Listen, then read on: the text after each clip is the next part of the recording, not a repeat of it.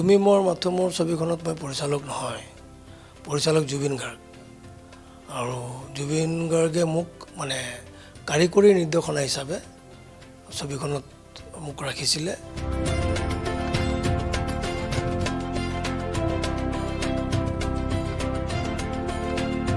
দুটা গান মানে মিচিং ভাষাত ছবিখনত একচুৱেলি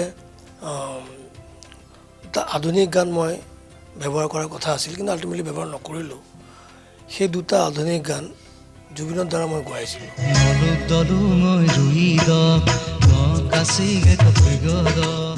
কমাৰ্চিয়েল মুভি বীৰ 2023 চনত ৰিলিজ হ'ল।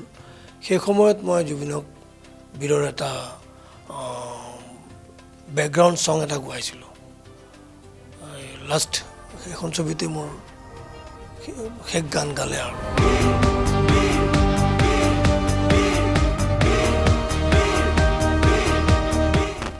যে প্ৰথম আমি কাম কৰোঁ তুমি মোৰ মাথো মোৰ পৰা, মোৰ লগত মানে কাৰিকৰী দিশত আছিলে, বহুত কাম তেওঁৰ পৰাও জানিছোঁ মই মানে বাথৰুমৰ পৰা গা ধুই টাৱেলটো পিন্ধি পেলাই ওলাই আহিছোঁ। কোন পাকত সি আহি পেলাই যে মোৰ টাৱেলটো খুলি দিলে মই ক'ব নোৱাৰা হৈ গ'লোঁ। লাষ্টত ওচৰতে মানে বিছনাখন আছিল, বিছনাখনৰ যিটো চাদৰ দি মোৰ লাষ্টটো ঢাকিলোঁ। যেনে কলাগুৰু ফাউণ্ডেশ্যনৰ পৰা চেক এটা আছে 15,000 টকা, আপোনাক দি থৈ আহিব লাগে, আপুনি আছে ক'ত? মই কৈছোঁ মই বদলবাগাত থাকোঁ। কোনে দিলে চেকটো? জুবিন দাই পঠিয়াই দিছে। হাজাৰ হাজাৰ দৰ্শকৰ মাজত মোক জুবিনে এই সন্মানটো দিলে। তো সেইটো কাৰণে জুবিনৰ প্ৰতি মোৰ চিৰজীৱন মোৰ মানে মনত থাকি যাব আৰু। জুবিন গাৰ্গবিহীনভাৱে ৰাজ্যবাসীয়ে ইতিমধ্যে অতিক্ৰম কৰিছে প্ৰায় 3টাকৈ মাহ।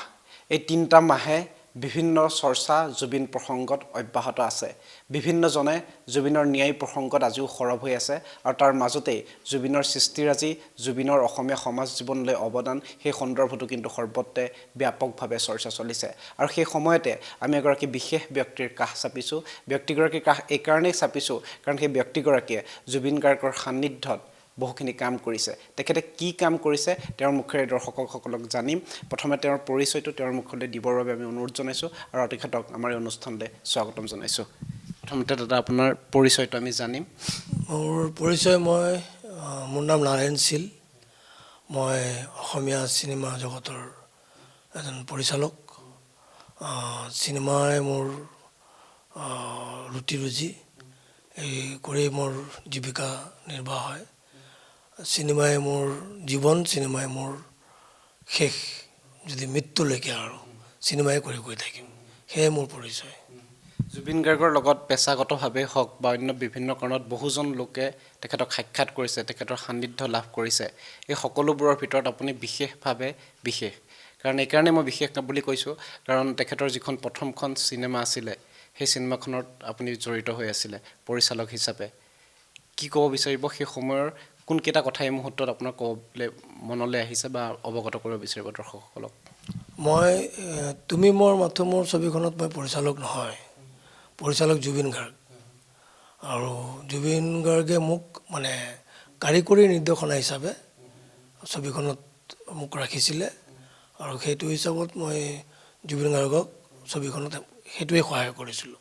প্ৰডাকশ্যন হাউচটো আছিল NK প্ৰডাকশ্যনৰ প্ৰডিউচাৰ দেৱবৰ কটকী, তাৰপিছত পবিত্ৰ আছিলে পবিত্ৰ মাৰ্ঘেৰিটা আছিল সহযোগী পৰিচালক, ৰাজেশ ভূঞাও আছিল সহযোগী পৰিচালক, অমূল্য কাকতি আছিলে চিত্ৰনাট্যকাৰ, তেওঁ স্ক্ৰীণ প্লেটো তেওঁ কৰা, চিত্ৰনাট্য কৰা।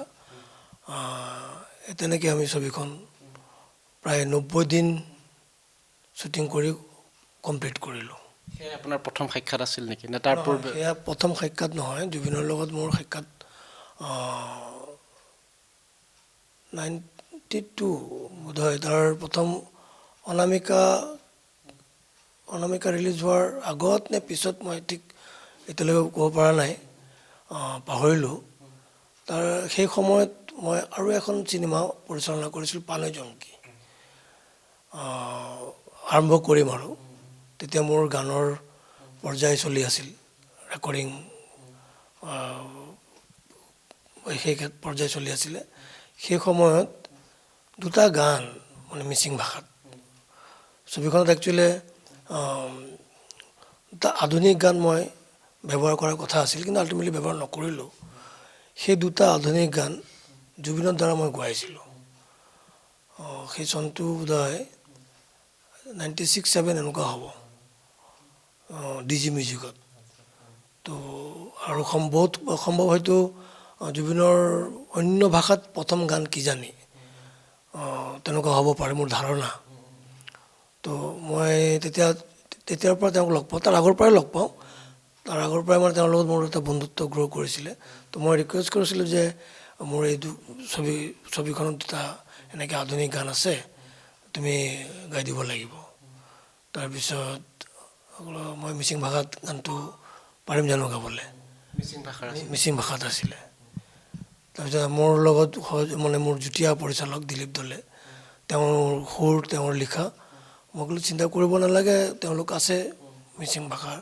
মানুহ আছে তেওঁলোকে ভাষাখিনি কৈ দিলে তুমি কিজানি নিশ্চয় পাৰিবা তো তাৰপিছত আল্টিমেটলি সি মানে গান দুটা গাই দিলে তো তেতিয়াৰ পৰা জুবিনৰ লগত মোৰ এটা ভাল সম্পৰ্ক গঢ়ি উঠিল আৰু সেইটোৱে সেই 1992 বা 95 চনতে প্ৰথম আপুনি সাক্ষাৎ কৰিছিলে বা কাম কৰা এটা যাত্ৰা আৰম্ভ হৈছিলে সেই যাত্ৰাটো আপোনালোকৰ নিৰন্তৰভাৱে কেতিয়ালৈকে থাকিছিল কেতিয়ালৈকে আপোনালোক দুইজনৰ সান্নিধ্যত কাম কৰিছিলে বা ক'ত কি কাম কৰিছিলে অকণমান যদি এই লাষ্ট সান্নিধ্য মানে কি আৰু মোৰতো লাষ্ট ছবি এখন আছিলে কমাৰ্চিয়েল মুভি বীৰ 2023 চনত ৰিলিজ হ'ল সেই সময়ত মই জুবিনক বীৰৰ এটা বেকগ্ৰাউণ্ড ছং এটা গোৱাইছিলোঁ লাষ্ট সেইখন ছবিতে মোৰ শেষ গান গালে আৰু এনেই মাজে সময়তো আমাৰ মাজত সাক্ষাৎকাৰ হৈ থাকে ফোনাফোনি হয় কেতিয়াবা এই জুবিনে হায়াতত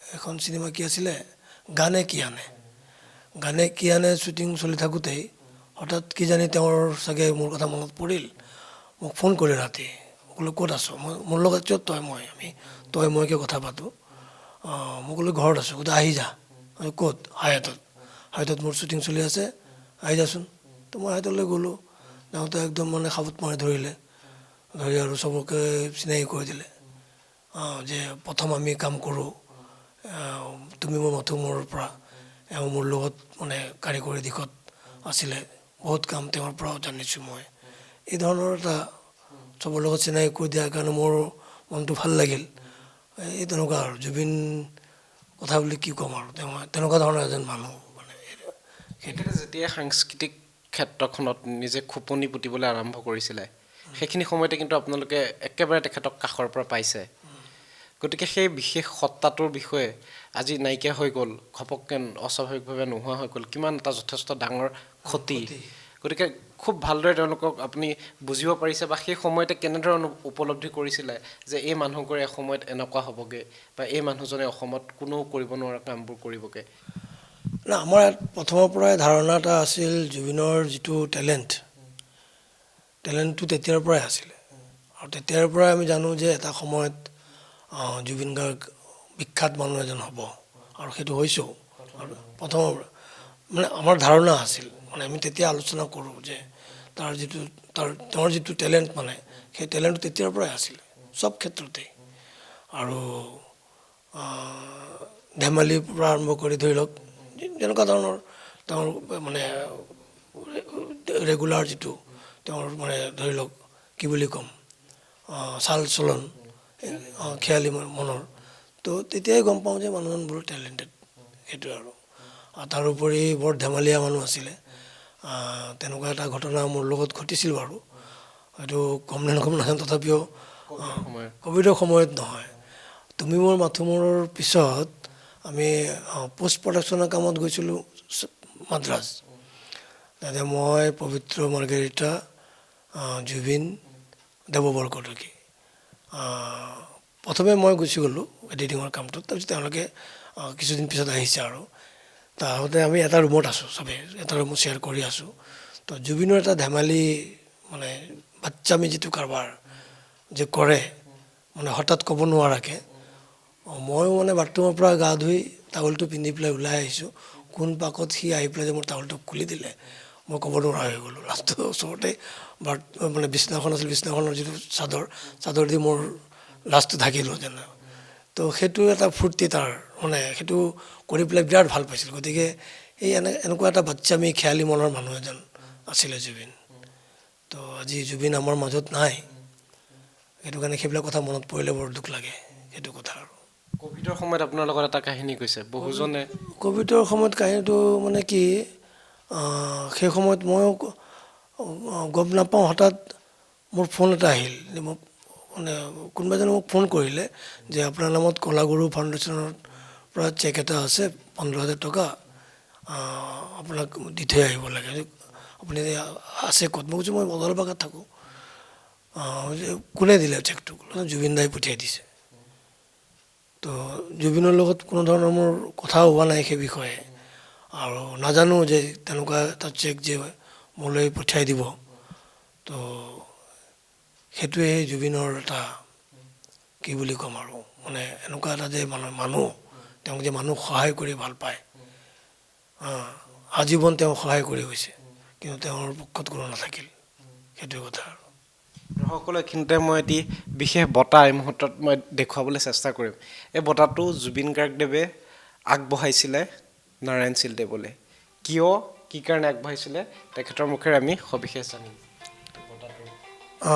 এইটো বঁটা একচুৱেলি 2012 চনত 2012 চনত চানমাৰী ফিল্ডত জুবিনৰ মানে সংগীত জগতত 20 বছৰ সম্পূৰ্ণ হোৱাৰ পিছত মানে চেলিব্ৰেট কৰিছিলে। তো তেওঁৰ সান্নিধ্যত যিবোৰ মানুহ এই 20 বছৰলৈকে তেওঁৰ সান্নিধ্যত আছিলে, তাৰে ভিতৰত মই এজন আছিলোঁ। হঠাৎ মোক জুবলিয়ে ফোন কৰিলে যে আপুনি এনেকুৱা ফাংচন এটা আছে, জুবিন দাই আপোনাক মাতি পঠিয়াইছে, আপুনি চানমাৰী ফিল্ডত আহিব লাগে। তাৰপিছত চানমাৰী ফিল্ডত গ'লোঁ। হাজাৰ হাজাৰ দৰ্শকৰ মাজত মোক জুবিনে এই সন্মানটো দিলে। তো সেইটো কাৰণে জুবিনৰ প্ৰতি মোৰ চিৰজীৱন মোৰ মানে মনত থাকি যাব আৰু কেতিয়াও পাহৰিব নোৱাৰিম। তো জুবিন আছিল তেনেকুৱা ধৰণৰ এজন বিশেষ ব্যক্তি। কেতিয়াও কাকো কোনো ধৰণৰ বাবে পাহৰিও নাযায়, আৰু কাকো তেওঁ বেয়াও নাপায়, কিন্তু তেওঁক মানুহে আজি কি অৱস্থা কৰি গ'ল সেইটো সকলোৱে জানে।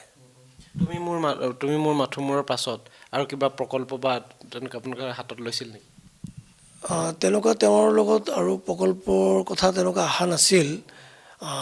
মই মাজে সময়ে কাম বিচাৰি বা কামৰ এটা খবৰ ল'বৰ কাৰণে যাম বুলি জুবিনৰ ওচৰত ভাবোঁ।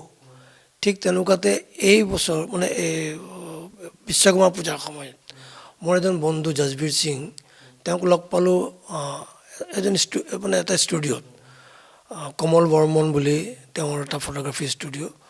তাতে জাজবীৰ সিঙক লগ পাওঁতে জাজবীৰক ক'লোঁ জুবিনক এবাৰ লগ পাব লাগিছিলে, একেলগে যাওঁ ব'লা তাৰ ষ্টুডিঅ'ত। আৰু তাৰ ষ্টুডিঅ'খন মই দেখাও নাছিলোঁ, ৰাজগড়ৰ ষ্টুডিঅ'টো।